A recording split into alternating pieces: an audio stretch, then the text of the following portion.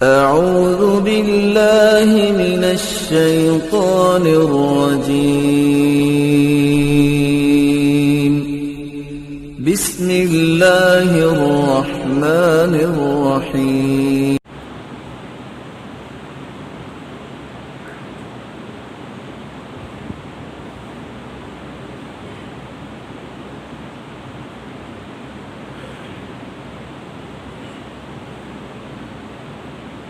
السلام عليكم ورحمة الله وبركاته. الحمد لله رب العالمين، والصلاة والسلام على رسوله الكريم وعلى آله وأصحابه ومن تبعهم بإحسان إلى يوم الدين. فأعوذ بالله السميع العليم من الشيطان الرجيم. بسم الله الرحمن الرحيم. يا أيها الذين آمنوا اتقوا الله حق تقاته ولا تموتن إلا وأنتم مسلمون. يا أيها الناس اتقوا ربكم الذي خلقكم من نفس واحدة وخلق منها زوجها وبث منهما رجالا كثيرا ونساء واتقوا الله الذي تساءلون به والأرحام إن الله كان عليكم رقيبا. يا أيها الذين آمنوا اتقوا الله وقولوا قولا سديدا يصلح لكم أعمالكم ويغفر لكم ذنوبكم ومن يطع الله ورسوله فقد فاز فوزا عظيما. فإن أصدق الحديث كتاب الله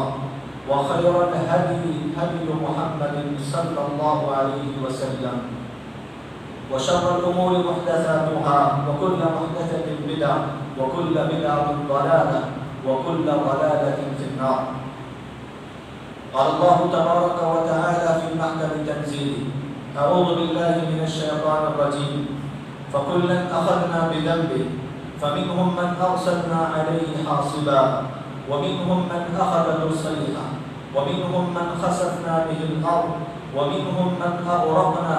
وما كان الله ليظلمهم ولكن كانوا أنفسهم يظلمون. عن عبد الله بن عمر رضي الله عنهما قال: أقبل علينا رسول الله صلى الله عليه وسلم فقال: يا معشر المهاجرين، خمس إذا ابتليتم بهن وأعوذ بالله أن تدركوهن.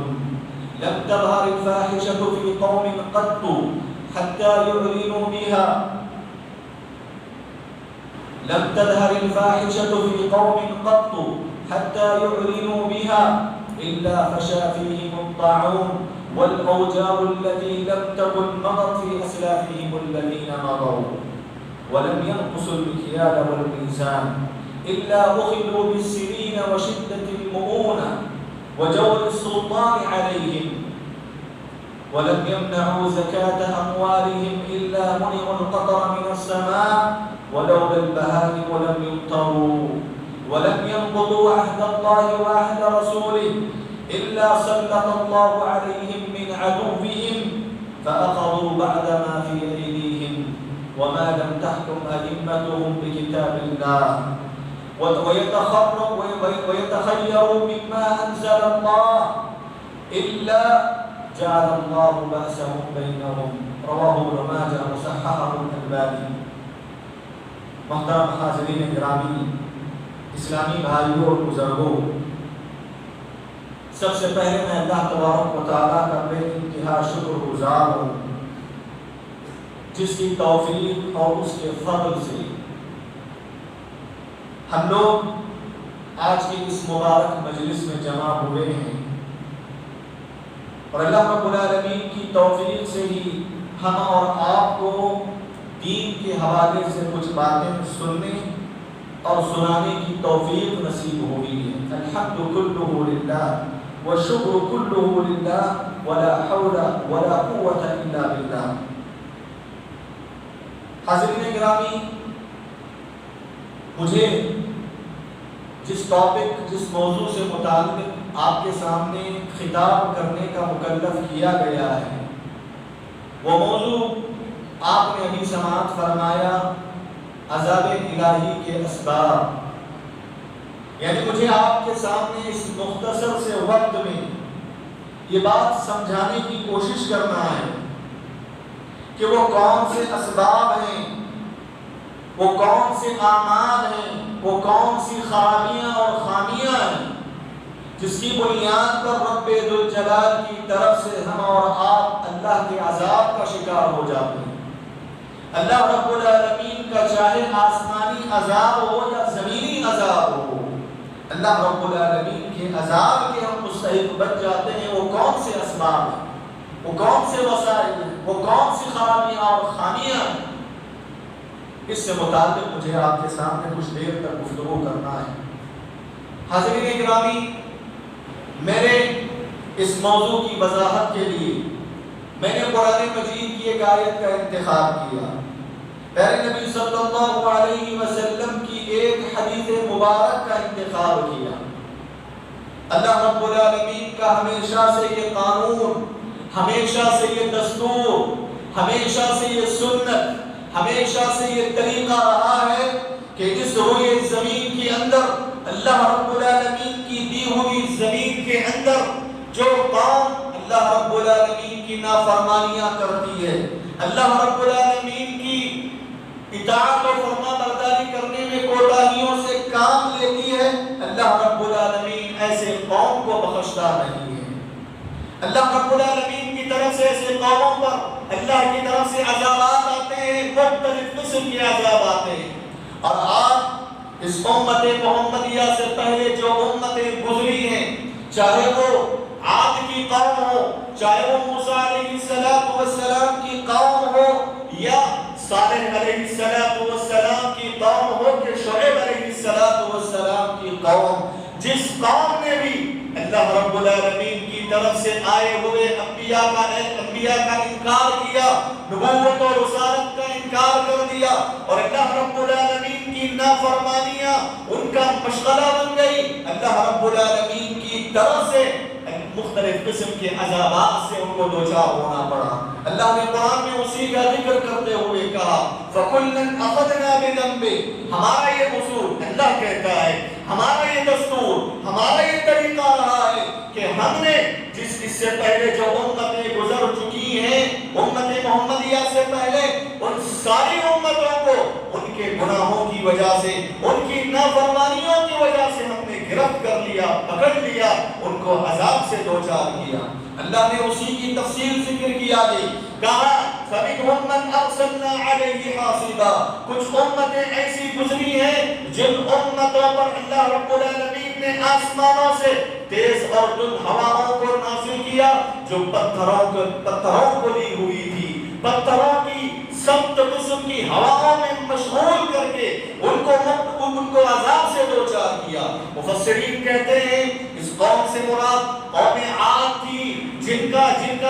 کی خامیاں یا جن کا بدعمل یہ تھا کہ وہ حضرت ہود علیہ السلام جو اللہ کے طرف سے آنے والے پیغمبر کا انہوں نے انکار کیا، صرف انکار نہیں کیا بلکہ انہوں نے فخر سے کام لیتے ہوئے کہا کہ اس روئے زمین کے اندر اگر سب سے زیادہ طاقتور کوئی ہے تو وہ ہم ہیں، اور ہم کو اللہ تبارک و تعالیٰ کا عذاب کبھی چھو نہیں سکتا۔ اس قسم کے فخر اور مباحث سے انہوں نے کام لیا۔ اللہ رب العالمین نے ان کے فخر کو دبانے کے لیے، ان کے مستی کو توڑنے کے لیے اللہ تعالیٰ نے آسمانوں سے ٹھنڈی قسم کی تیز اور تند ہواؤں کو نازل کیا۔ مفسرین کہتے ہیں کہ وہ ہوائیں آتی اور ان کو اٹھا کر آسمان کی طرف لے جاتی اور اوپر سے ان کے منہ کے بل زمین کے اندر پٹک دیتی اور اسی سے ان کو ہلاک و برباد ہو جاتے۔ اللہ رب العالمین نے آگے کہا وَمِنْهُمْ مَنْ أَخَذَتْهُ الصَّيْحَةُ، کچھ امتیں ایسی گزری ہیں جن لوگوں کو یا جس قوم کو اللہ رب العالمین نے چیخ و پکار کے عذاب میں مبتلا کر کے ہلاک و برباد کر دیا۔ آپ قرآن مجید کی دوسری آیات پڑھ لیں، آپ کو پتہ چلے گا اس قوم سے مراد یہ صالح علیہ السلام کی قوم تھی، جنہوں نے نہ کہ صرف حضرت صالح علیہ السلام کی نبوت اور رسالت کا انکار کیا بلکہ ہٹ درمی کا مزاج اپنے اندر پیدا کرتے ہوئے صالح علیہ السلام سے کہا کہ اے صالح، اگر تم سچے نبی ہو تو اس پہاڑ سے اونٹنی کو نکال کر لے آؤ، یہ جو پہاڑ ہے اس پہاڑ سے اونٹنی نکال کر لے کر آؤ ہمارے سامنے، اگر تم اس پہاڑ سے اونٹنی پر چل کر تمہاری اطاعت کریں گے، تمہیں بحیثیت نبی اور رسول تسلیم کر لیں گے۔ حاضرین گرامی، جب انہوں نے اس معجزے کا مطالبہ کیا، اور اللہ کا قانون ہے جب کوئی قوم اللہ کے معجزے کا مطالبہ کرتی ہے اور وہ معجزہ اللہ تبارک و تعالی انبیاء کی صداقت کے طور پر اس کو ظاہر کرتا ہے، اس کے باوجود اگر قوم انکار کرتی ہے تو میری یاد رکھنا وہ قوم کے مقدر میں اللہ کا عذاب آنا یقینی بن جاتا ہے، وہ قوم اللہ کے عذاب کا یقیناً شکار ہو جاتی ہے۔ اس قوم نے معجزے کا مطالبہ کیا کہ اس پہاڑ سے اونٹنی کو نکالو۔ حضرت صالح علیہ السلام نے اللہ سے دعا کی اور اونٹنی وہ نکل آئی، اس کے باوجود اس قوم نے حضرت صالح علیہ السلام کو بحیثیت نبی اور رسول تسلیم نہیں کیا، نبوت اور رسالت کا اس کے باوجود انکار کر دیا۔ پھر اللہ رب العالمین نے انہیں چیخ و پکار کے عذاب میں مبتلا کر کے ہلاک و برباد کر دیا۔ اللہ نے اس آیت میں آگے کہا وَمِنْهُمْ مَنْ خَسَفْنَا بِهِ الْأَرْضِ،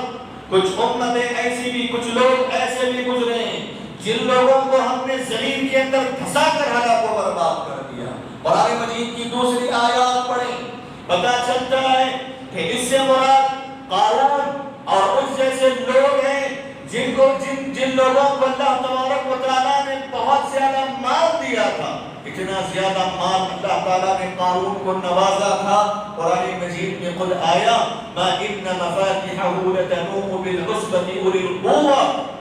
قارون کے خزانوں کی جو چابیاں ہیں، جو کیلیاں ہیں، وہ کیلیاں بڑی سی بڑی طاقتور قوم مشکل سے اٹھاتی تھی۔ صرف چابیوں کا یہ حال ہے تو خزانے کتنے ہوں گے؟ اللہ تعالیٰ نے اتنے خزانے، اتنا مال اللہ تعالیٰ نے قارون کو عطا کیا تھا، لیکن قارون نے سرکشی کی، حضرت موسیٰ علیہ السلام کی نبوت اور رسالت کا انکار کیا، زمین کے اندر فخر کرنے لگا۔ اللہ رب العالمین نے سزا کے طور پر قارون اور ان جیسے لوگوں کو زمین میں دھسا کر ہلاک و برباد کر دیا۔ وَمِنْهُمْ مَنْ خَسَفْنَا بِهِ الْأَرْضَ، اللہ تعالیٰ نے آگے آیت میں کہا وَمِنْهُمْ مَنْ أَغْرَقْنَا، کچھ ایسے بھی اس امت سے پہلے لوگ گزرے ہیں جن لوگوں کو ہم نے سمندر میں ڈبو کر ہلاک و برباد کر دیا۔ قرآن مجید کی آیات پڑھیں تو پتہ چلتا ہے کہ اس سے مراد یہ فرعون جیسا ظالم و جابر بادشاہ، فرعون جیسا ظالم و جابر اور متکبر شخص جس نے روئے زمین پر اللہ کی زمین میں جیتے ہوئے ربوبیت کا دعویٰ کرنے والا، اپنے آپ کو رب کہنے والا اور ظالم و جابر بادشاہ تھا، اور اس کی پیروی کرنے والے لوگوں کو اللہ تعالیٰ نے سمندر میں غرق کر کے ہلاک و برباد کر دیا۔ میرے بھائیوں، اللہ تعالیٰ نے امتیوں کا تذکرہ کرنے کے بعد، اپنی سنت اور طریقے کا ذکر کرنے کے بعد تنبیہ کرتے ہوئے کہا وَمَا كَانَ اللَّهُ لِيَظْلِمَهُمْ، یاد رکھو لوگو امت محمدیہ سے پہلے جو امتیں عذاب کا شکار ہوئی، مختلف قسم کے عذاب میں انہیں مبتلا ہونا پڑا، یہ اللہ رب العالمین ظالم نہیں ہے، اللہ ظلم نہیں کرتا، اللہ رب العالمین بڑا انصاف ہے۔ کسی قوم پر اللہ تعالیٰ کی جانب سے عذاب نہیں آتا ہے، وہ اس کی عدل و انصاف کا تقاضا ہوتا ہے، اس کا انصاف ہوتا ہے، جو قوم جس کی مستحق ہوتی ہے اسی کے مطابق اللہ رب العالمین کا سلوک اور برتاؤ ہوتا ہے۔ اللہ نے کہا کہ لوگوں یہ مت سمجھنا اللہ رب العالمین ہم پہ ظالم ہے، واللہ نہیں، اللہ رب العالمین کا عدل انتہا کو پہنچا ہوا، ہماری عقلیں نہیں پہنچ سکتی، اتنا عادل ہے ہمارا رب، اتنا عدل و انصاف کرنے والا ہے۔ اللہ نے کہا وَمَا كَانَ اللَّهُ لِيَظْلِمَهُمْ وَلَكِنْ كَانُوا أَنفُسَهُمْ يَظْلِمُونَ، یہ چاہے قوم عاد کو ہو یا صالح علیہ السلام کی قوم کو ہو یا قارون کو ہو یا فرعون کو ہو، جو عذاب میں انہیں مبتلا ہونا پڑا یہ ان کے بد کرداری کا نتیجہ تھا، ان کی غلط کاریوں کا نتیجہ تھا، ان کی گناہوں کا نتیجہ، ان کے گناہ اور معاصی کی وجہ سے اللہ رب العالمین نے انہیں عذاب میں مبتلا کیا۔ میرے بھائیوں، قرآن مجید کی یہ آیت اللہ رب العالمین کے قانون، اس کا دستور، اس کا طریقہ یہ بتاتا ہے، یہ بتاتی ہے آیت جو قوم اللہ رب العالمین کی نافرمانیاں کرنے لگتی ہے، اللہ رب العالمین کے دین سے غافل ہوتی ہے، پیارے نبی صلی اللہ علیہ وسلم کی اطاعت و فرما برداری سے یہ قوم اگر غافل ہوتی ہے تو پھر اس امت محمدیہ کو بھی اللہ تعالیٰ کے بھیجے ہوئے عذاب کا شکار ہونا پڑے گا۔ حضرت گرامی، اس کے بعد ایک حدیث کی وضاحت۔ میرے بھائیوں، اللہ رب العالمین کے عذاب کے جو اسباب ہیں وہ بہت سارے ہیں، اور یاد رکھیں اللہ رب العالمین کا عذاب تین طرح کا ہوتا ہے۔ اللہ رب العالمین کا عذاب پہلی قسم کا یہ ہوتا ہے جو دنیا ہی میں نازل ہو جاتا ہے، دنیا ہی میں اللہ رب العالمین کی طرف سے عذاب اترتا ہے، اور دوسرے قسم کا عذاب قبر کے اندر دیا جاتا ہے، اور تیسرے قسم کا عذاب آخرت کے اندر ہوتا ہے۔ میرے بھائیوں، ان تینوں عذاب کے اسباب کو اگر میں رکھنا چاہوں تو بات بہت لمبی ہوگی، وقت مختصر ہے، اسی لیے میں نے آج کے اس موضوع کی وضاحت کے لیے قرآن مجید کی اس آیت کے بعد سنن ابن ماجہ کی ایک روایت کا انتخاب کیا ہے، جس روایت میں پیارے نبی صلی اللہ علیہ وسلم نے کچھ اسباب ذکر کیے، کچھ گناہوں کا ذکر کیا، 5 قسم کے گناہوں کا ذکر کیا، اور یہ بھی بتایا کہ اگر امت یہ 5 قسم کے گناہوں نافرمانیوں کا شکار ہوگی تو پھر اللہ رب العالمین کا کیسا کیسا عذاب اس قوم پہ اترتا ہے۔ یہ پیارے نبی نے اس ایک حدیث کے اندر بتایا۔ سنن ابن ماجہ کی روایت ہے، حضرت عبداللہ بن عمر رضی اللہ تعالیٰ عنہ بیان کرتے ہیں، اللہ کے نبی علیہ السلام ایک دن ہمارے سامنے آئے، ہماری طرف متوجہ ہوئے، اور آپ نے فرمایا خمس اذا ابتلیتم بہن واعوذ باللہ ان تدرکوہن، یا معاشر المہاجرین، اے مہاجروں کی جماعت، 5 ایسی چیزیں ہیں، 5 ایسے گناہ ہیں، 5 ایسی خرابیاں ہیں، اگر ان 5 چیزوں میں تم مبتلا ہو جاؤ، ان 5 چیزوں کا تم شکار ہو جاؤ، ان 5 گناہوں میں پڑ جاؤ، میں اس چیز سے اللہ رب العالمین کی پناہ طلب کرتا ہوں کہ وہ 5 چیزیں تمہاری زندگی میں نہ آئیں، وہ 5 چیزیں تمہیں اپنا شکار نہ بنا دیں، وہ 5 چیزیں آنے سے میں اللہ رب العالمین کی پناہ طلب کرتا ہوں۔ اللہ کے نبی علیہ السلام نے سب سے پہلا گناہ ذکر کرتے ہوئے یا عذاب الہی کا سب سے پہلا سبب ذکر کرتے ہوئے کہا لم تظهر الفاحشة في قوم قط حتى يعلنوا بها إلا فشى فيهم الطاعون والأوجاع التي لم تكن مضت في أسلافهم الذين مضوا۔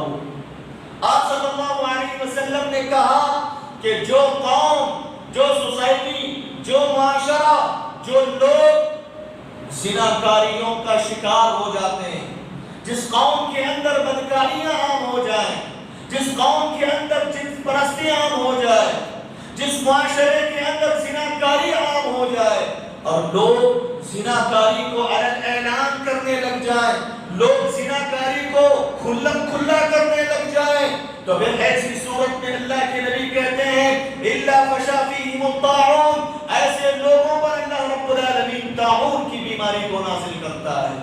طاعون کی بیماری کون سی بیماری ہے؟ یہ طاعون کی بیماری ایک قسم کی ایسی بیماری ہے جو بڑی تیزی کے ساتھ ایک سے دوسرے کی طرف پھیلتی ہے، یہ پھیلنے والی بیماری ہے، اور جو لوگ اس بیماری کا شکار ہوتے ہیں تو پھر ان کی موت یقینی بن جاتی ہے، انہیں مرنا یقینی بن جاتا ہے۔ اور طاعون اس بیماری میں جو آدمی مبتلا ہوتا ہے اس کے منہ سے بسا اوقات خون کے قطرے نکلتے ہیں، جیسے ہی اس کے منہ سے خون کے قطرے نکلنا شروع ہو جائیں تو پھر یاد رکھیں میرے بھائیوں اس کی موت یقینی بن جاتی ہے، وہ مر جاتا ہے۔ اور اسلامی تاریخ کا آپ مطالعہ کریں، بقول حافظ ابن حجر رحمۃ اللہ علیہ، اسلامی تاریخ میں بڑے بڑے ایسے طاعون آئے ہیں جن طاعون کی بنیاد پر بڑی کثیر تعداد میں لوگ مر گئے، بڑی تعداد میں لوگوں کو موت کے گھاٹ اترنا پڑا، گنتی آپ نہیں کر سکتے، اتنی بڑی تعداد میں مر چکے ہیں۔ اللہ کے نبی علیہ السلام کہتے ہیں جس معاشرے کے اندر زناکاریاں عام ہو تو تو پھر یاد رکھنا طاعون کی بیماری اس قوم کا مقدر بن جاتی ہے۔ آپ نے آگے کہا وَالْأَوْجَاعُ الَّتِي لَمْ تَكُنْ مَضَتْ فِي أَسْلَافِهِمُ الَّذِينَ مَضَوْا، طاعون کے علاوہ اللہ رب العالمین ایسی بیماریوں کو روئے زمین پر لاتا ہے جو بیماریاں ہمارے سے پہلے امتوں میں نہیں دیکھی گئی۔ خود ہمارے اسلامی تاریخ کے اندر ایسی بیماریاں نہیں دیکھی گئی۔ نئی نئی بیماریوں کو اللہ لائے گا، ایسی بیماریاں جن بیماریوں کا نام نہ ہم اس سے پہلے سنے تھے، نہ ہم نے اس سے پہلے اس بیماری کے بارے میں جانا تھا، نہ اس بیماری سے متعلق دنیا کے ڈاکٹروں نے نہ علاج تیار کیا۔ ایسی نئی نئی بیماریاں اس معاشرے کے اندر عام ہو جاتی ہیں جو معاشرہ زناکاریوں میں ملوث ہوتا ہے، بدکاریوں میں ملوث ہوتا ہے، لواطت یعنی جنس پرستی میں ملوث ہوتا ہے۔ حاضرین گرامی، نبی صلی اللہ علیہ وسلم کے اس ٹکڑے کو آپ سامنے رکھیں، اپنے معاشرے نہیں پوری دنیا کا آپ جائزہ لیں۔ پوری دنیا کے اندر کتنے ایسے ممالک، بلکہ میں کہتا ہوں میرے بھائیوں اس روئے زمین کے اندر گنے چنے ایسے ممالک ہو سکتے ہیں، ان کے علاوہ سارے کے سارے ممالک کے اندر کھلا لائسنس دیا جاتا ہے زناکاری کے اڈوں کو قائم کرنے کا، زناکاریوں کو الگ اعلان کرنے کے اڈے بنائے جاتے ہیں اور اس کے وہ جگہ اسی کے لیے مختص خاص کر دی جاتی ہے کہ وہاں جائے اور حرام طریقے سے آدمی اپنی ضرورت پوری کرے۔ وہ الگ اعلان زنا کی شکل ہے میرے بھائی، الگ اعلان یہ زنا کے لائسنس دیے جاتے ہیں۔ بھلا بتائیں ہمارے روئے زمین کے اندر اس قسم کا کھلا زنا عام ہو جائے تو کیا ہمارے زندگیوں میں اس قسم کے عذابات نہیں آئیں گے؟ اس قسم کے اللہ تعالیٰ کی جانب سے بیماریاں نہیں آئیں گی؟ یاد رکھنا میرے بھائیوں، قرآن مجید کا ہمیشہ سے یہ اصول رہا ہے اور شریعت اسلامیہ کا یہ بنیادی اصول رہا ہے۔ اللہ رب العالمین نے قرآن مجید کو زنا کو حرام قرار دیا۔ پہلے نبی صلی اللہ علیہ وسلم نے احادیث مبارکہ میں زنا کو حرام قرار دیا، بلکہ سخت طریقے سے زنا کرنے والے کے لیے حد نافذ کی گئی۔ ایک آدمی اگر اسلامی حکومت میں زندگی گزار رہا ہے، اگر شادی شدہ ہے، اگر وہ شادی شدہ ہو کر بھی زنا کرتا ہے تو پھر اسلامی حد یہ ہے کہ اس کو رجم کر کے مار دیا جائے۔ کیوں؟ تاکہ آنے والا زنا کرنے کی جرأت نہ کر سکے۔ اگر کوئی شخص شادی شدہ نہیں ہے، کنوارا ہے، اگر اس سے زناکاری ہو جاتی ہے، معاملہ اسلامی بادشاہ تک پہنچ جاتا ہے تو پھر حد نافذ کی جاتی ہے اور اس کو 100 کوڑے لگائے جائیں گے اور 1 سال کے لیے جس شہر میں وہ رہ رہا ہے اس شہر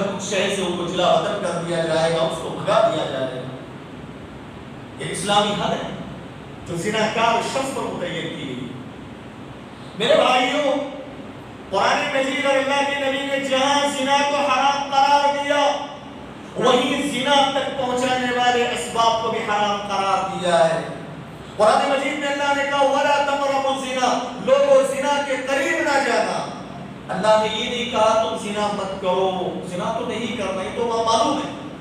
یہ تو سب کو معلوم ہونا چاہیے کہ زنا نہیں کرنا ہے۔ اسی لیے قرآن نے یہ تعبیر استعمال کی، کہا وَلَا تَقْرَبُوا الزِّنَا، لوگوں زنا تو دور کی بات زنا کے قریب تک نہ بھٹکو۔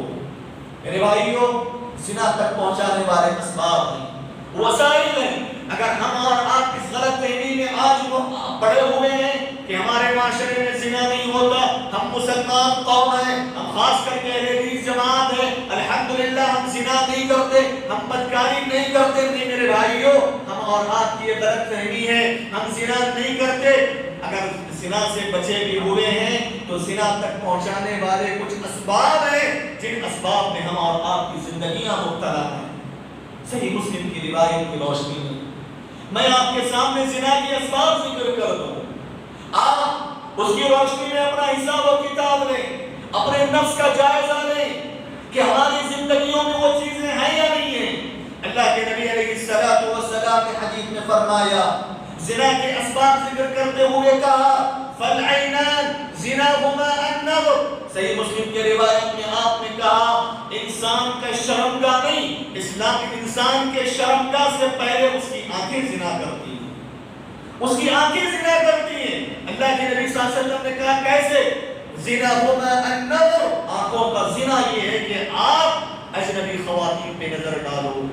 آپ غلط قسم کے خواتین کو دیکھو، آپ اجنبی خاتون کے جسم پر نظر ڈالو، یا پھر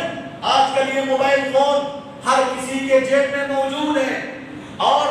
آج میرے بھائیوں افسوس کا مقام ہے امت مسلمہ کا ایک طبقہ، خاص کر کے نوجوان طبقہ اس موبائل فون کے ذریعے اپنے اخلاق کو بگاڑ رہا ہے، اپنے عقائد کو بگاڑ رہا ہے، اپنے کردار کو بگاڑ رہا ہے، اپنے امیج کو بگاڑ رہا ہے۔ اس فون میں آج ہمارے نوجوانوں کا طبقہ غلط فلمیں دیکھتا ہے، غلط قسم کے تصاویر دیکھتا ہے، ننگی فلمیں دیکھی جاتی ہیں۔ میرے بھائیوں کی حقیقت ہے، یہ حقیقت کہ ہمارا معاشرہ اس بیماری میں پڑا ہوا ہے۔ اللہ کے نبی کہتے ہیں فَالْعَيْنَانِ زِنَاهُمَا النَّظْرُ، زنا کا ایک سبب یہ ہے کہ آپ نے اپنے آنکھوں سے برائی دیکھی، بری چیزیں دیکھی، گندی چیزیں دیکھی۔ نوجوانوں کا طبقہ اس میں پڑا ہوا ہے۔ میرے بھائیوں خاص کر کے نوجوانوں سے اور عام طور سے میں آپ سبھی حضرات سے یہ گزارش کروں گا،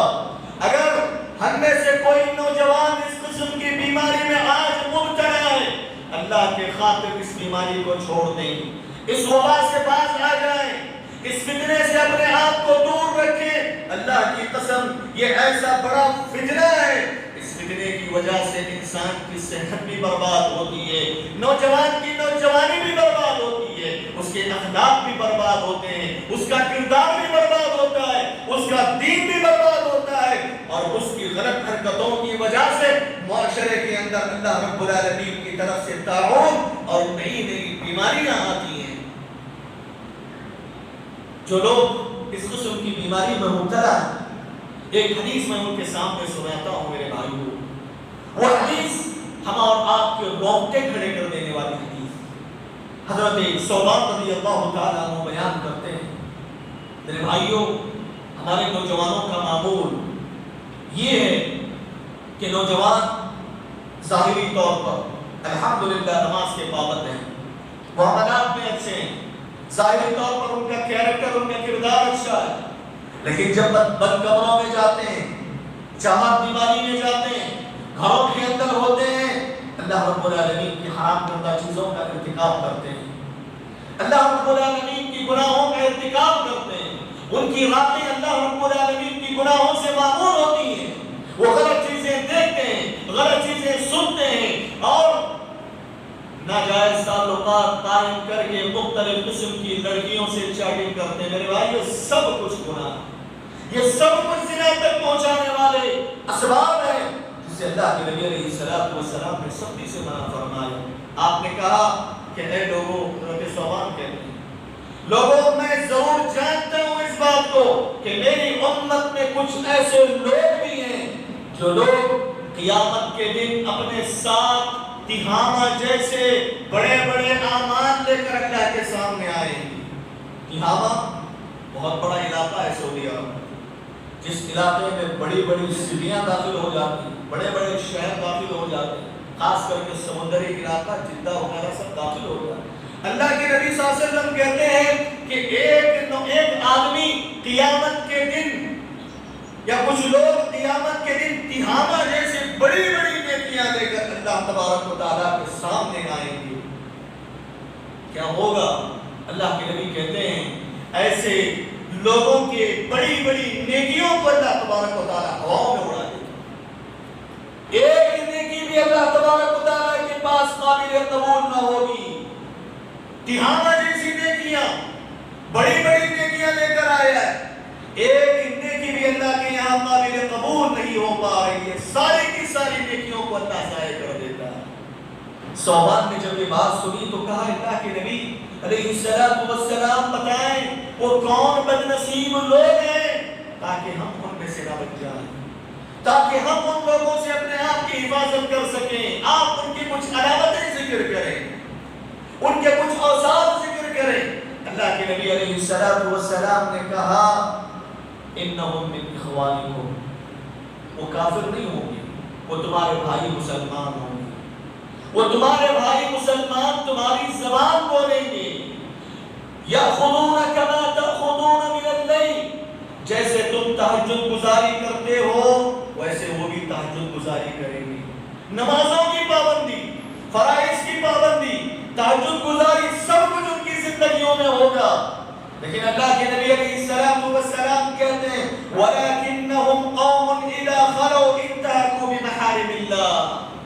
جب یہ لوگ تنہائی اختیار کر لیں گے، تنہائی میں جائیں گے، بند کمروں میں جائیں گے، بند گھروں میں جائیں گے، اللہ رب العالمین کی حرام کردہ چیزوں کا ارتکاب کریں گے. میرے بھائیوں، یہ حدیث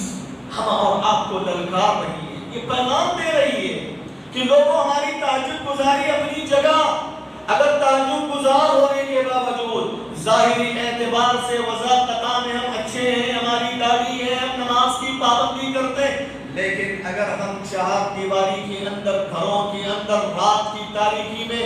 اگر اللہ رب العالمین کی حرام کردہ چیزوں کو پامال کریں گے، اللہ رب العالمین کی حرام کردہ چیزوں کا ارتکاب کریں گے، فون کے ذریعے غلط چیزیں دیکھیں گے، تو پھر یاد رکھنا میرے بھائیوں، ہماری نیکیاں اللہ کے سامنے ضائع قرار پائیں گی، ہماری نیکیاں برباد ہوں گی. اپنی نیکیوں کی حفاظت کے خاطر،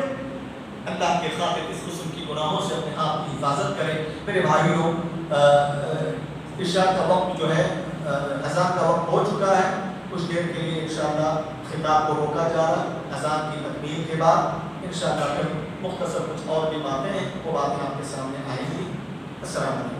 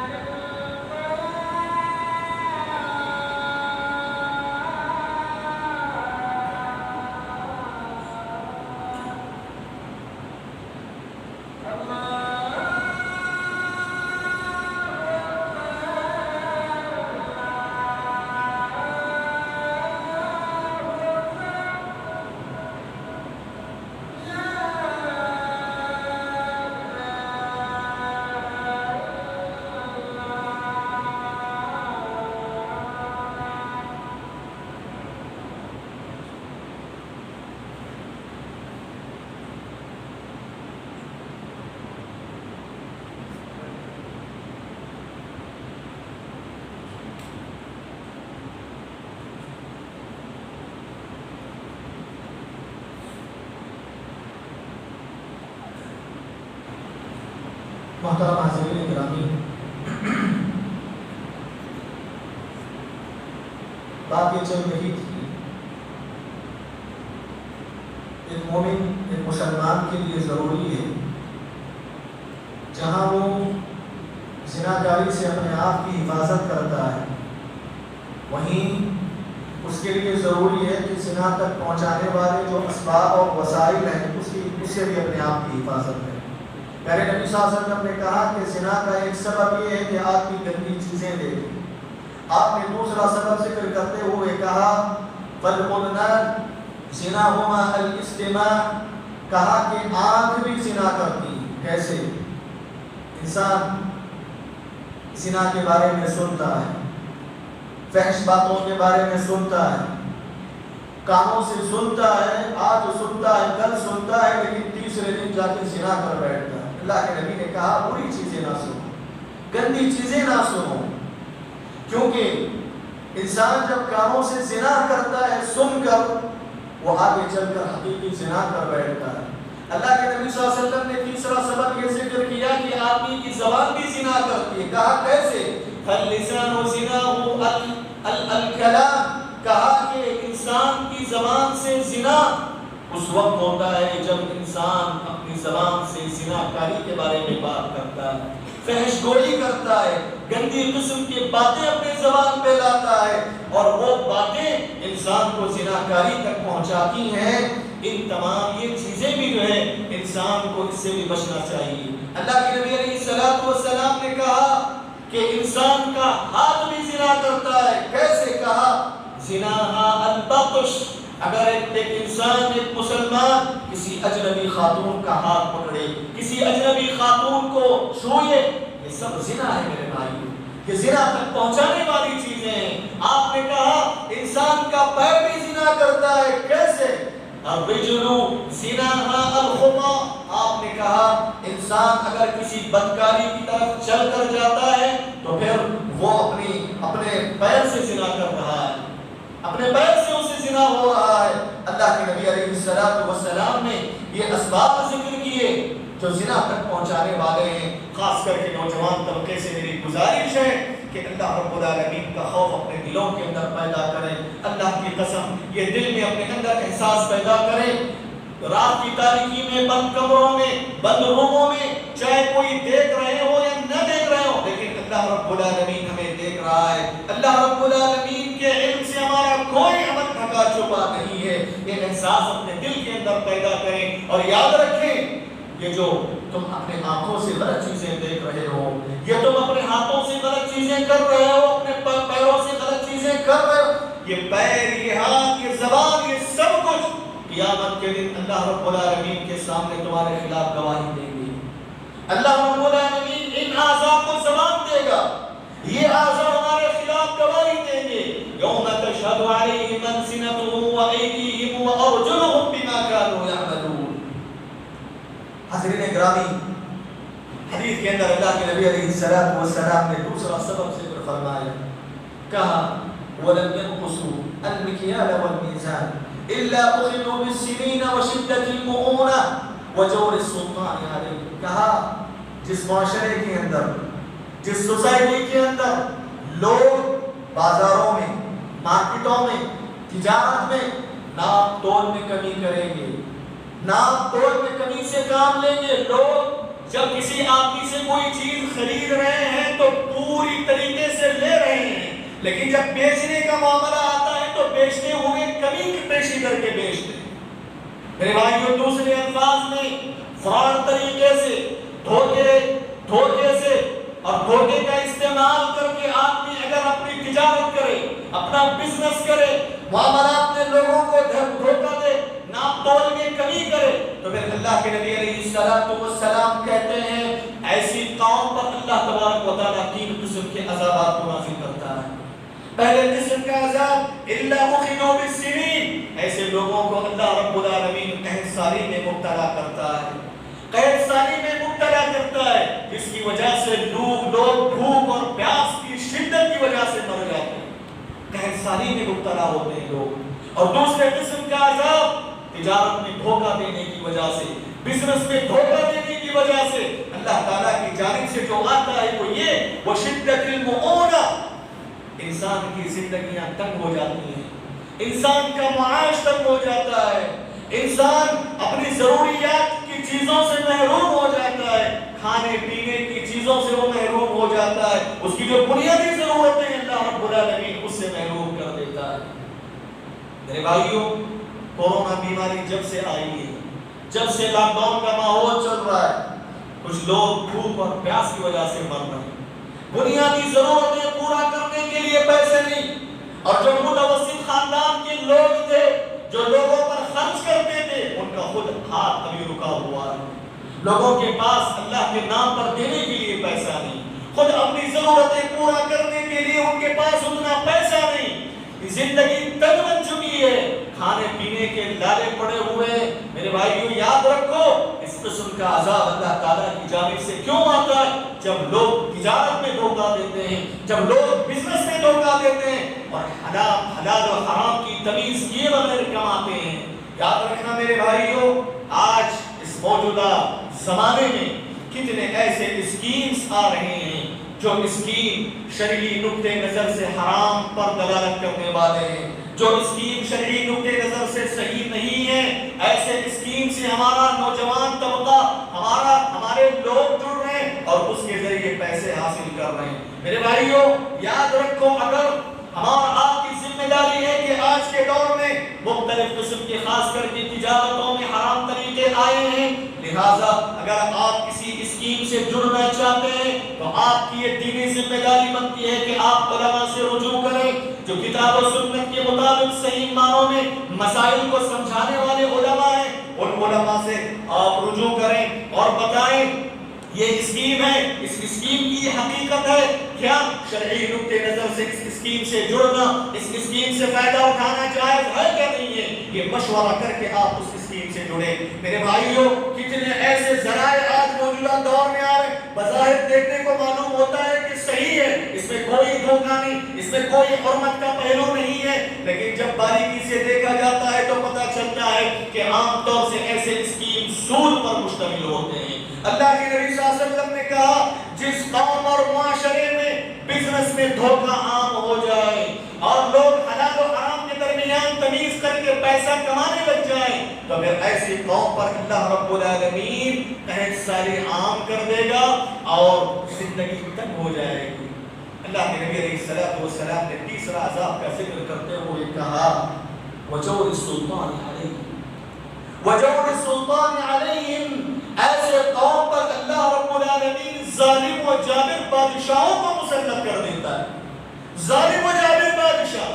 جو ہم پہ ظلم کرنے والا، جو ہمارے حقوق سے ہم کو محروم کرنے والا، ہماری بنیادی ضرورتوں سے ہم کو محروم کرنے والا۔ اللہ کے نبی صلی اللہ علیہ وسلم نے کہا اس گناہ کی وجہ سے اللہ رب العالمین ظالم و جابر بادشاہوں کو مسلط کرتا ہے۔ آج ہماری شکایتیں، جس ملک میں ہم جی رہے ہیں اس ملک کے بارے میں ہم ہر وقت اپنی زبان سے یہ شکایت کر رہے ہیں کہ ہمارے حقوق ہم سے چھینے جا رہے ہیں، ہماری عبادت گاہیں ہم سے چھینی جا رہی ہیں اور ہماری جو بنیادی اس ملک پہ جینے کا حق ہے، جو جمہوریت ہے، جو ڈیموکریسی ہے، اس کو ختم کیا جا رہا ہے اور ناحق طریقے سے ہم پہ ظلم ہو رہا ہے۔ ظالم و جابر بادشاہ بلا مسلط ہوئے، سب کچھ کہا جاتا ہے۔ میرے بھائیو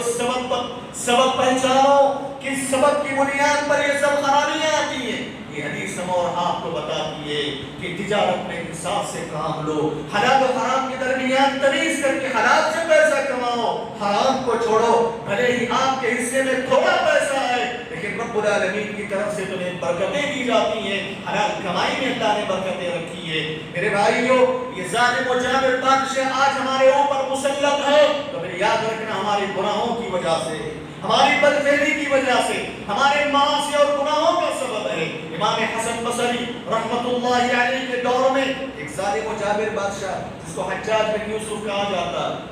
حجاج بن یوسف، آپ اس کی تاریخ پڑھیں پتہ چلے گا کہ اس نے کئی اولیاء اور صالحین کا قتل کر دیا۔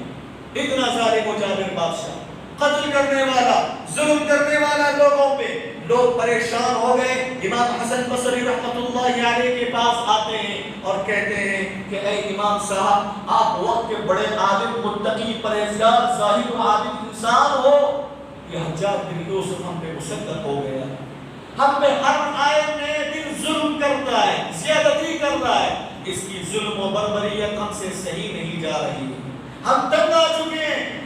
ہمارے لیے حل بتائیے کہ ہم کیسے اس ظالم و جابر بادشاہ سے اپنے آپ کی حفاظت کر سکیں، اس ظلموں اور بربریے سے اپنے آپ کو بچا سکیں۔ امام حسن بصری رحمۃ اللہ علیہ نے اس کا علاج بتانے سے پہلے سبب ذکر کیا، کہا کہ کس سبب کی بنیاد پر اس قسم کے ظالم و جابر بادشاہ مسلط ہوتے ہیں؟ کہا ما جاء الحجاج الا بذنوبنا، یہ حجاج جو ہم پہ آج مسلط ہوا ہے ہمارے گناہوں کی وجہ سے، ہماری نافرمانیوں کی وجہ سے، اللہ اور اس کے رسول علیہ السلام کے دین سے منہ موڑنے کا نتیجہ ہے آج حجاج ہم پہ مسلط ہوا۔ حضرین گرامی، میرے نبی صلی اللہ علیہ وسلم نے تیسرا سبب عذاب الہی کا ذکر کرتے ہوئے کہا وَلَمْ يَنْقُضُوا وَلَمْ يَمْنَعُوا زَكَاةَ أَمْوَالِهِمْ إِلَّا مُنِعُوا الْقَطْرَ مِنَ السَّمَاءِ وَلَوْلَا الْبَهَائِمُ لَمْ يُمْطَرُوا۔ آپ نے کہا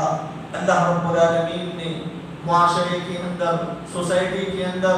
جن لوگوں کو اللہ نے مالدار بنایا ہے، صاحب ثروت بنایا ہے، اللہ رب العالمین نے ان کو کافی مالدار بنایا، اتنا مالدار بنایا کہ ان کے پیسوں سے زکوٰۃ نکالی جاتی ہے، وہ زکوٰۃ ان کے مال پہ واجب ہو چکی ہے، واجب ہونے کے باوجود اپنے مال میں سے زکوٰۃ کا حق نہیں نکالتے، جو غریبوں اور مسکینوں کا حق ہے اللہ رب العالمین نے اس حق کو واجب قرار دیا ہے۔ جس آدمی کے پاس پیسہ اتنا ہے کہ زکوٰۃ واجب ہو چکی ہو، ایسے صاحب ثروت لوگ، مالدار لوگ اگر اپنے اموال میں سے زکوٰۃ نہ نکالے تو پھر اللہ رب العالمین آسمانوں سے بارش کے قطروں کو روک لیتا ہے، بارشیں رک ہو جاتی ہیں، بارشوں کو اللہ روک لیتا ہے۔ اور یاد رکھیں میرے بھائیوں، لوگ بسا اوقات بڑے پریشان ہوتے جب بارش نہیں آتی ہے۔ میرے بھائیوں سبب کو سمجھو، اگر زکوٰۃ آپ نہیں نکالو گے اللہ رب العالمین آسمانوں سے بارشوں کو روک لیتا ہے۔ اللہ کے نبی علیہ السلام کہتے ہیں لوگوں اس غلط فہمی میں نہ رہنا، بسا اوقات بارشیں آتی ہیں، فصلیں اگتی ہیں اور مارکیٹ میں بہت ساری اناج آ جاتا ہے، یہ غلط فہمی میں مبتلا نہ رہو کہ تمہاری وجہ سے یہ بارش نازل ہوا ہے، نہیں۔ اللہ کے نبی صلی اللہ علیہ وسلم کہتے ہیں کہ لوگوں کی گناہ تو اپنی جگہ ہیں، لیکن اللہ رب العالمین جانوروں کی وجہ سے آسمانوں سے بارش برساتا ہے، جانوروں پہ رحم کرتے ہوئے۔ اللہ کے نبی نے کہا وَلَوْلَا الْبَهَائِمُ لَمْ يُمْطَرُوا، اگر اس روئے زمین پر چوپائے نہ ہوتے اللہ رب العالمین آسمانوں سے بارشوں کو نہیں برساتا۔ میرے بھائیوں غلط فہمی میں نہ ہو، اپنے نفس کا حساب و کتاب لو۔ اگر کوئی صاحب ثروت زکوٰۃ نہیں نکالتا وہ زکوٰۃ نکالنے کی کوشش کرے، اگر زکوٰۃ نہیں نکالو گے آسمانوں سے بارشوں کو روک لیا جائے گا۔ جب آسمانوں سے بارشیں آنا رک جائیں گی فصلیں تباہ ہو جائیں گی، کھیتیں تباہ ہو جائیں گی، اور جب وہ فصلیں تباہ ہو جائیں گی تو پھر یہ لوگوں کی جانیں تباہ ہو جائیں گی۔ حاضرین گرامی، اسی لیے سلف صالحین کہا کرتے تھے، بسا اوقات امام مجاہد وغیرہ کہا کرتے تھے جب آسمانوں سے اللہ رب العالمین بارشوں کو روک لیتا ہے تو زمین پر چلنے والے چوپائے بدعا کرتے ہیں ابن آدم، کہتے ہیں کہ اے ابن آدم اللہ تعالیٰ کی تجھ پہ لعنت برسے، تیری وجہ سے اللہ تعالیٰ نے آسمانوں سے ہم سے بارش کو روک لیا ہے۔ میرے بھائیوں ہم اور آپ کی غلطیاں اور کوتاہیاں صرف ہماری جان نہیں لیتی، ہمارے ساتھ ساتھ وہ معصوم غیر مکلف بے زبان جانور بھی ہمارے غلط کاریوں کی وجہ سے، گناہوں کی وجہ سے اللہ تعالیٰ کی آسمان بارشوں اور اللہ کی رحمتوں سے محروم ہو جاتے ہیں، وہ بھی جان توڑنے لگتی ہے۔ ہمارے گناہوں کی نحوست کتنی بری ہے، ہمارے گناہوں کا اثر جانوروں پہ پڑتا ہے، جانور بھی ہلاک و برباد ہو جاتے ہیں۔ اللہ کے نبی علیہ السلام نے چوتھا سبب ذکر کرتے ہوئے حدیث میں کہا وَلَمْ يَنْقُضُوا عَهْدَ اللَّهِ وَعَهْدَ رَسُولِهِ إِلَّا سَلَّطَ اللَّهُ عَلَيْهِمْ مِنْ عَدُوِّهِمْ فَأَخَذُوا بَعْدَ مَا فِي أَيْدِيهِمْ۔ آپ نے کہا جو قوم اللہ اور اس کے رسول صلی اللہ علیہ وسلم سے کیے ہوئے عہد کو، کیے ہوئے وعدے کو توڑ دیتے ہیں، اللہ رب العالمین ایسے لوگوں پر دشمنوں کو مسلط کرتا ہے، اور وہ دشمن مسلمانوں کے پاس جو نعمتیں ہیں، جو پیسہ ہے، جو مال ہے، اس مال کو ہڑپ دیتے ہیں۔ اللہ کے نبی نے کہا جو قوم اللہ اور اس کے رسول کی عہد کو پامال کرتی ہے، اللہ اور اس کے رسول کیے ہوئے وعدے کو توڑتی ہے، ایسے معاشرے میں اللہ تعالیٰ کی طرف سے دشمنوں کو مسلط کر دیا جاتا ہے۔ اور کیا کرتے ہیں جو دشمن؟ ہمارے مال سے کھلواڑ کرتے ہیں، ہمارے حقوق سے کھلواڑ کرتے ہیں، ہماری جانوں سے کھلواڑ کرتے ہیں، ہماری عزتوں سے کھلواڑ کرتے ہیں۔ میرے بھائیوں، یاد رکھنا اللہ کے نبی علیہ السلام سے اللہ تبارک و تعالیٰ سے ہم سے کیا وعدہ کیا؟ ہم نے وعدہ یہ کیا تھا کہ اے اللہ ہم تیری عبادت کریں گے، کسی کو شریک نہیں ٹھہرائیں گے۔ ہم اللہ تعالیٰ سے یہ وعدہ کیا تھا کہ اے اللہ ہم تیری اطاعت کریں گے، تیری فرما برداری کریں گے، ہمارا جینا ہمارا مرنا سب کچھ اے رب تیرے لیے، یہ ہم نے وعدہ کیا ہے۔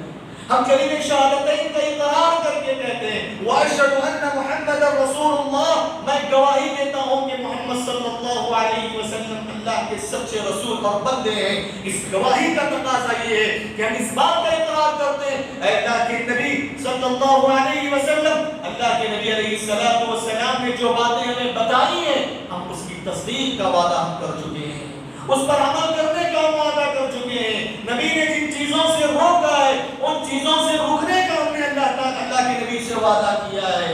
یہ سب کچھ وعدے ہم اللہ کے نبی علیہ السلام سے اللہ سے کرتے ہیں۔ نمازی ہر فرض نماز میں، ہر نفل نماز میں، سفر میں ہو، حضر میں ہو، اکیلا پڑھ رہا ہو، جماعت کے ساتھ پڑھ رہا ہو، وہ اس بات کا اقرار کرتا ہے ایاک نعبد و ایاک نستعین، اے اللہ ہم تیری ہی عبادت کرتے ہیں۔ میرے بھائیوں، اس قسم کے وعدے کا ہم توڑیں گے تو پھر اللہ رب العالمین کی جانب سے دشمنوں کو مسلط کر دیا جاتا ہے، دشمن ہماری زندگیوں سے کھلواڑ کریں گے۔ پانچواں سبق اللہ کے نبی علیہ السلام نے ذکر کیا، اسی سے اپنی بات ختم کرتا ہوں۔ آپ صلی اللہ علیہ وسلم نے فرمایا وَمَا لَمْ تَحْكُمْ أَئِمَّتُهُمْ بِكِتَابِ اللَّهِ وَيَتَغَيَّرُ مِمَّا أَنزَلَ اللَّهُ إِلَّا جَعَلَ اللَّهُ بَأْسَهُمْ بَيْنَهُمْ۔ آپ صلی اللہ علیہ وسلم نے کہا اللہ رب العالمین نے جن لوگوں کو ذمہ دار بنایا ہے، جن لوگوں کو حاکم بنایا ہے، کسی ملک کا حاکم بنایا ہو، کسی علاقے کا حاکم بنایا ہو، کسی معاشرے کا ذمہ دار بنایا ہو، یا پھر جو موجود علماء ہیں، اگر یہ علماء اور ذمہ دار قسم کے لوگ اللہ رب العالمین کے فیصلوں کے مطابق اگر اپنے فیصلے نہیں کریں گے، اپنی من چاہی فیصلے کریں گے، رب چاہی فیصلے نہیں کریں گے، جیسے ان کی خواہشات ہوئی اس کے مطابق فیصلے کر رہے ہیں، کتاب و سنت کے خلاف، چاہے علماء ہوں یا ذمہ دار ہوں، اگر فیصلے کرنے لگ جائیں گے تو اللہ کے نبی علیہ السلام کہتے ہیں کہ اللہ رب العالمین ذمہ داروں کے درمیان ایسے برے قسم کے علماء کے درمیان اختلاف پیدا کر دے گا، انتشار پیدا کرے گا، ان کے دلوں میں نفرتیں پیدا ہوں گی، دشمنیاں پیدا ہوں گی اور اختلاف اور انتشار کا ماحول پیدا ہوگا، جس کی وجہ سے وہ زمین کے اندر اطمینان و سکون ختم ہو جائے گا۔ تو میرے بھائیوں، چاہے علماء ہوں یا ذمہ دار ہوں، ہماری ذمہ داری بنتی ہے کہ اللہ اور اس کے رسول صلی اللہ علیہ وسلم کے مطابق ہمارا ہر فیصلہ ہونا چاہیے، ہمارا ہر عمل اللہ اور اس کے رسول کے مطابق ہونا چاہیے۔ میرے بھائیوں یاد رکھو، آخر میں ایک بات بتا کر اپنی بات ختم کرتا ہوں۔ اللہ کے نبی صلی اللہ علیہ وسلم نے یہ جو 5 اسباب ذکر کیے ہیں اور جو عذاب کا ذکر کیا ہے، میرے بھائیوں جتنا ہو سکے گناہوں سے اپنے آپ کو بچائے۔ یہ اس کے علاوہ جتنے گناہ ہیں اور ان گناہوں سے بچنے کا سب سے بہترین ایک راستہ یہ ہے کہ اپنی دعاؤں میں خاص طور سے ہر قسم کے گناہوں سے اللہ کی پناہ طلب کرے۔ اللہ کے نبی صلی اللہ علیہ وسلم پناہ طلب کیا کرتے تھے، امت کو یہ ترغیب دلائی اللہم انی اعوذ بک من الفتن ما ظہر منها وما بطن، اے اللہ میں ظاہری قسم کے فتنے، باطنی قسم کے فتنوں سے اے اللہ میں تیری پناہ چاہتا ہوں۔ ہماری ہر دعاؤں میں یہ دعا شامل ہونا چاہیے اور جتنا ہو سکے اپنے آپ کو گناہوں سے بچانے کی کوشش کریں۔ اگر ہم اپنے سوسائٹی کو اس قسم کے نیک بنائیں گے، ہم خود نیک بن جائیں گے تو پھر ہماری زندگیاں برکتوں سے جو ہے آباد ہو جائے گی اور ہر قسم کے عذاب سے ہم محفوظ رہ سکیں گے۔ آخر میں اللہ رب العالمین کا شکر گزار ہوں کہ رب العالمین نے مجھے سب سے پہلے اس کی توفیق سے کچھ باتیں آپ کے سامنے رکھنے کی جو ہے توفیق بخشی ہے۔ اللہ رب العالمین کا بے انتہا شکر و احسان ہے۔ اس کے بعد میں